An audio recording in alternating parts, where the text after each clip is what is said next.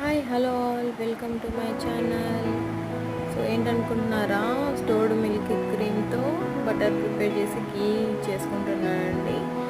So ఇలా మాకు చిలికే పని లేకుండా మిక్సీలో డైరెక్ట్ మిల్క్ క్రీమ్ వాటర్ వేసేసి మిక్సీ పట్టేసుకోవాలంటే బటర్ ప్రిపేర్ అయిపోతుంది. ఆ బటర్ కరగపెట్టామంటే నెయ్యి ఈజీగా ప్రిపేర్ చేసుకోవచ్చండి ఇంట్లోనే. చూస్తున్నారుగా బటర్ ప్రిపేర్ అయిపోయింది. సో దాన్ని వాష్ చేసుకుంటున్నాను. స్మెల్ ఏమన్నా ఉంటే వెళ్ళిపోతుంది, ఏమన్నా క్లీన్ అవుతుంది బటరు. సో స్మెల్ ఎక్కువ వస్తున్నట్లయితే మీరు 2-3 టైమ్స్ 4 టైమ్స్ అయినా వాష్ చేసి అలాగా నెయ్యి కరగబెట్టండి. చూస్తున్నారు కదా, అలాగా స్టవ్ వెలిగించి పెట్టేసుకున్నామంటే అలా పొంగు పొంగుగా వస్తుంది. హై ఫ్లేమ్లోనే పెట్టుకోండి, బాగా మరిగిపోయింది.